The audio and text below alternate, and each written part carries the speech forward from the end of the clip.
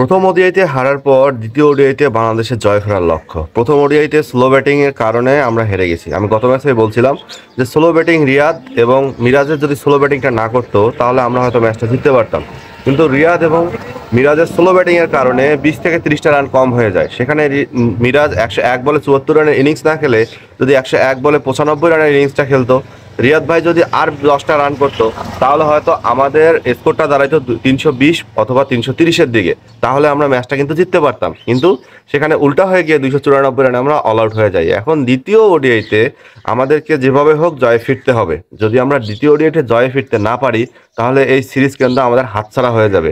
তো আমরা টানা কিন্তু ওডিআই সিরিজ হেরে যাব। আর ওয়েস্ট ইন্ডিজ আমাদের সাথে 11টা ম্যাচ কোনো জয় পায় নাই, তারপরে 12তম ম্যাচে এসে ওয়েস্ট ইন্ডিজ জয় পাইছে। 13তম ম্যাচে এসে যদি ওয়েস্ট ইন্ডিজ আবার জয় পায় তাহলে তাদের র্যাঙ্কিং এবং আমাদের র্যাঙ্কিংয়ের মধ্যে যে একটা পার্থক্য সেটা কিন্তু আর থাকবে না।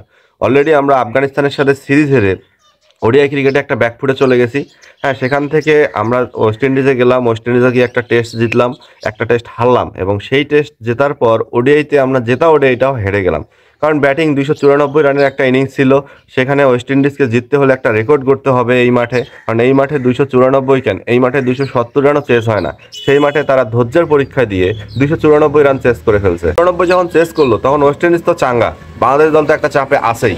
তো সব চাপকে জয় করে বাংলাদেশ দলকে ফেরাতে গতকাল দেখলাম সালাউদ্দিন স্যারও প্রেস কনফারেন্সে বলল যে এইখানে ন্যাশনাল টিমে এসে অভিজ্ঞতার দোহাই দিয়ে লাভ নাই। কথাটা একদম সত্যি, যেটার সাথে আমি একমত।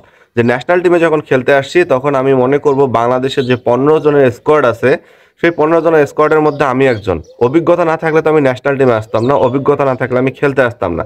সালাউদ্দিন স্যারের একদম স্পষ্ট বার্তা যে আমি এখানে 11 জনের মধ্যে সেরা একজন, আমাকে এখানে যেখানেই পারফরমেন্স থাকবে আমি সেখানেই পারফরমেন্স করতে এখানে বদ্ধপরিকর। এখানে আমার অভিজ্ঞতা না থাকলে ভাইয়া ন্যাশনাল টিমে আসার দরকার নাই, তুমি বাসায় বসে থাকো। এই কথাটাই কালকে সালাউদ্দিন স্যার বোঝাইছে। এই কারণে বোঝাইছে যে বাংলাদেশের মিডিয়ারা সবসময় ওই যে সিনিয়র ক্রিকেটারদের নিয়ে কিন্তু কথা বলে থাকে যে সাকিব নাই, তামিম নাই, মুশফিক নাই, হৃদয় নাই, মুস্তাফিজুর নাই। সব ছাপিয়ে বাংলাদেশের ব্যাটিংটা তো খারাপ হয় নাই। এখানে 20 থেকে 30টা রান কম ছিল। যদি সব ছাপিয়ে যদি রানটা যদি আর 20 থেকে 30টা রান করতে পারতো তাহলে কিন্তু অভিজ্ঞতার দায়টা আসতো না। মিরাজ যখন প্রেস কনফারেন্সে আসছিল গত পরশুদিন ম্যাচ শেষে, সেখানে মিরাজকেও বলা হয়েছিল যে আপনি একটু এক্সপিরিয়েন্সের ব্যাপারে কি বলবেন, কারণ এক্সপিরিয়েন্স ছিল না টিমে। হ্যাঁ, মিরাজ কিন্তু সেখানে বলছে যে আমরা কিন্তু এখন অনেক খেলছি। লিটন কুমার দাস, মিরাজ, তামিম, তারা তো বিশ্বকাপ খেলে আসছে। মাহমুদুল্লাহ রিয়াদ তার অনেক বড় একজন এক্সপেক্টার হিসেবে কাজ করছে এই ম্যাচে। তো সব মিলায় বাংলাদেশ দলের এক্সপিরিয়েন্স আমি মনে করি না এক্সপিরিয়েন্সের কম আছে এখানে। কারণ তাসকিন, মিরাজরা এরা তো অনেক বছরই খেলতেছে, এরা তো 8-10 বছর পার করাই দিতেছে। তাইজুল আছে, হ্যাঁ, এখানে হয়তো বা তানজিদ হাসান, সাকিব, হাসান মাহমুদ, এরা নাহিদ রানা, এরা হচ্ছে কচি কাঁচা প্লেয়ার। তারপরও তো তানজিদ তামিমও তো বিশ্বকাপ খেলছে, তানজিদ তামিমও তো এশিয়া কাপ খেলছে। সৌম্য সরকার তো অনেক দিন ধরে খেলতেছে, সৌম্য, লিটন, এরাও তো অনেক এক্সপিরিয়েন্স ওলা। সেখানে এক্সপিরিয়েন্সের দোহাই দিয়ে আমি মনে করি না কোনো লাভ হবে। কারণ বাংলাদেশ দলে যারাই আছে তারাই প্রায় 8-10 বছর ক্রিকেট খেলে ফেলছে, 2-1 বাদে। সো এখন তাদের কর্তব্য হচ্ছে বাংলাদেশ দলকে জেতানো। তাদের কাছে মানুষ রেজাল্ট চায়। এখন তারা যদি অভিজ্ঞতার দোহাই দেয় তাহলে আমার মনে হয় তাদেরকে ন্যাশনাল টিম থেকে দূরে থাকা দরকার, তাদের ন্যাশনাল টিমে খেলা উচিত না। কারণ ন্যাশনাল টিমে আসা মানে কি, আপনি ঘরোয়া লিগে পারফরমেন্স করছেন, আপনি বাংলাদেশ প্রিমিয়ার লিগে পারফরমেন্স করছেন, আপনি ঢাকা লিগে পারফরমেন্স করছেন, আপনি এনসিএলে পারফরমেন্স করছেন, এবং আপনি আন্ডার-19, আন্ডার-17, আন্ডার-18-এ আপনি খেলছেন।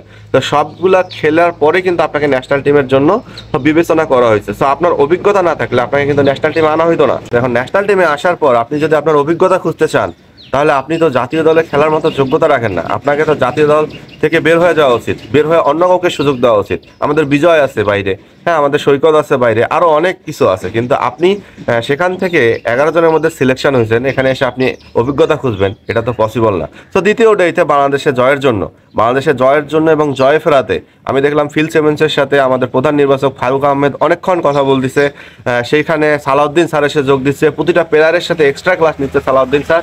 তো এই চেষ্টাটা হ্যাঁ তখনই কার্যকর হবে যখন ক্রিকেটাররা ভালো খেলবে।